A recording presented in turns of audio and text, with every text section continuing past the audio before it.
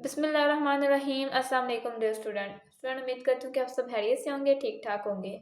Dear student, आज हम पढ़ेंगे क्लास 9th की केमिस्ट्री के बारे में। इसका थर्ड चैप्टर केमिकल बॉन्डिंग जो हमने स्टार्ट किया था, उसके लॉन्ग क्वेश्चंस आज हम पढ़ेंगे। कल हमने पढ़े थे इसके जो कंस्ट्रक्टेड रिस्पॉन्स क्वेश्चंस के बारे में हमने पढ़ा था। सो आज हम इसके लॉन्ग क्वेश्चंस के बारे में पढ़ेंगे। इसका फर्स्ट लॉन्ग क्वेश्चन है, आयोनिक और कोवेलेंट बॉन्ड कैसे बनते हैं, तफसील से लिखें। इसका जो आंसर है वो पेज नंबर 33, 34, 35 और 36 पे है। तो आइए हम पेज नंबर 33 पे चलते हैं। ये है पेज नंबर 33। सॉरी, यहाँ पे है, हाँ जी ये है पेज नंबर 33। यहाँ पे उन्होंने आयोनिक बॉन्ड की हेडिंग दी हुई है, क्योंकि दो पार्ट है ना, आयोनिक बॉन्ड और कोवेलेंट बॉन्ड के बारे में उन्होंने हमसे पूछा है। तो ये आयोनिक बॉन्ड है, इसका यहाँ से शुरू करना है। ये केमिकल बॉन्ड एलिमेंट के एटम्स की खसूसियत की वजह से वो वजूद पजीर होता है कि वो खुद को मुस्तहकम करना चाहते हैं। यहाँ से स्टार्ट होकर आगे नेक्स्ट पेज के लास्ट पे क्रिस्टल लेटेस की शक्ल बन जाती है। यहाँ पर long question 1 half part complete होता है। अगर नेक्स्ट पार्ट है, ये आप लोगों ने डायग्राम भी इसकी बनानी है। ये डायग्राम उन्होंने हमें बताई है ना, ये भी आपने बनानी है। अगर नेक्स्ट पार्ट है इसका कोवेलेंट बॉन्ड। कोवेलेंट बॉन्ड का यहाँ से शुरू होता है। आयनिक बॉन्ड बनने के दौरान एटम्स अपना इलेक्ट्रॉन एक दूसरे को मुंतकिल करके नजदीक से नोबल गैस का इलेक्ट्रॉनिक कन्फिग्रेशन हासिल करते हैं। फर्स्ट लॉन्ग का ये सेकंड पार्ट है, आयनिक बॉन्ड और कोवेलेंट बॉन्ड। कोवेलेंट बॉन्ड यहाँ से लेके पेज नंबर 36 तक के लास्ट पे है। ये इसके लास्ट पे उन्होंने ये डायग्राम्स है ना, ये सारी सिंगल, डबल और ट्रिपल कोवेलेंट बॉन्ड है। ये सारी आपने डायग्राम ड्रॉ करनी है। यहाँ तक फर्स्ट लॉन्ग कंप्लीट हो जाता है। आगे सेकंड पे है, उन्होंने हमसे पूछा है जी, सोडियम क्लोराइड की क्रिस्टल बनाने के लिए इसमें मौजूद आयंस किस तरह खुद को तरतीब दिए हैं। सोडियम क्लोराइड की क्रिस्टल्स उन्होंने बनाने के वाले आयंस के बारे में पूछा है, तो कि खुद को किस तरह तरतीब देते हैं। इसका आंसर है पेज नंबर 33 और पेज नंबर 34, जिसके जहाँ पे अभी हम पढ़ के आए, निशान लगा के आए हैं। आयनिक बॉन्ड वो वाला टॉपिक है इसका। हाँ जी, ये आयनिक बॉन्ड है। यहाँ पे सेकंड जो लॉन्ग क्वेश्चन है, यहाँ से शुरू होता है। सोडियम क्लोराइड जैसे सादा लेकिन अहम कंपाउंड के बनने के अमल से इस बॉन्ड को समझने की कोशिश करें। ये लॉन्ग क्वेश्चन 2 यहाँ से स्टार्ट होता है और यहाँ तक कंप्लीट होता है। इस तरह वजूद में आने वाले केमियाई बॉन्ड को आयनिक या इलेक्ट्रोवेलेंट बॉन्ड कहते हैं। यहाँ तक लॉन्ग क्वेश्चन 2 कंप्लीट हो जाता है। और ये जो बीच में आप लोगों को डायग्राम बता रहे हैं ना, ये बना के ये दिखा रहे हैं, जो ये भी आप लोगों ने ड्रॉ लाजमी करनी है, ठीक है।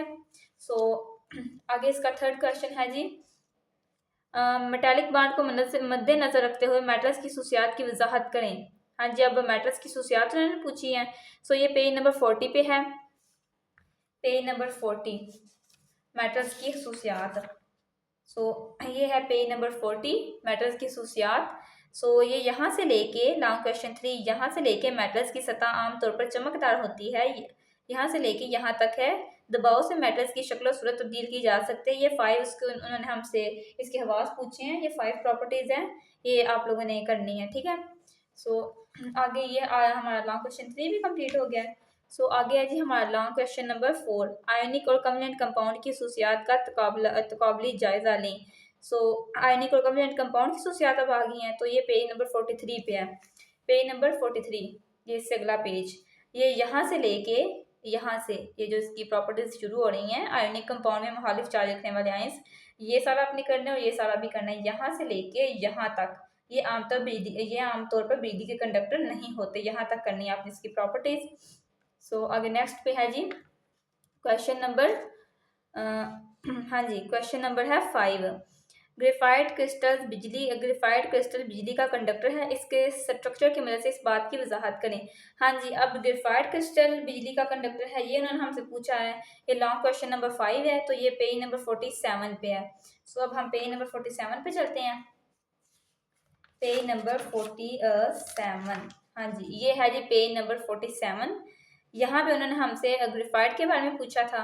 सो ग्रेफाइट का ये है जी, ग्रेफाइट में 6 कार्बन एटम्स मिलकर हेक्सागोनल रिंग्स बनाते हैं।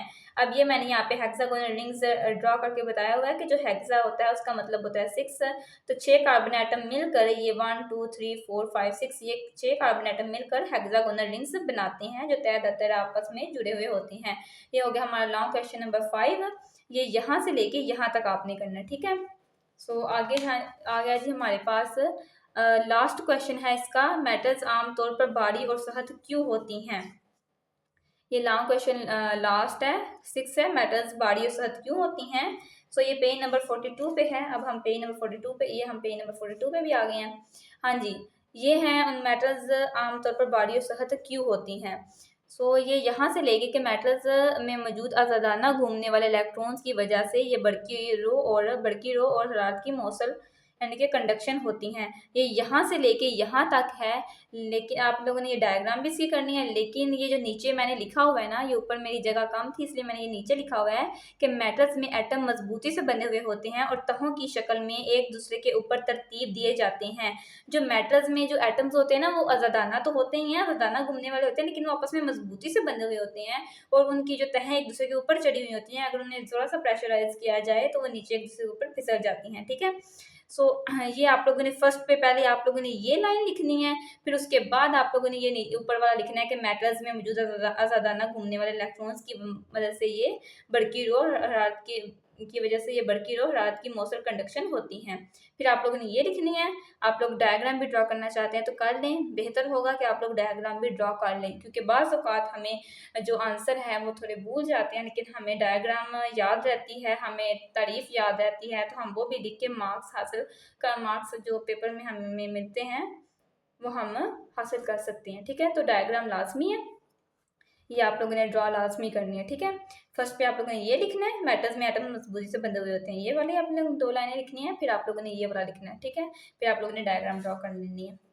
ओके स्टूडेंट, सो आज का हमारा टॉपिक था जो चैप्टर 3 केमिकल बॉन्डिंग के जो लॉन्ग क्वेश्चंस हैं वो आज आप लोगों को मैंने निशान लगवाए हैं। आई होप सो कि मैंने आप लोगों को जो निशान लगवाए हैं आप लोगों को ये क्वेश्चन आते हों, क्योंकि मैंने आप लोगों को डिटेल से समझाए हैं।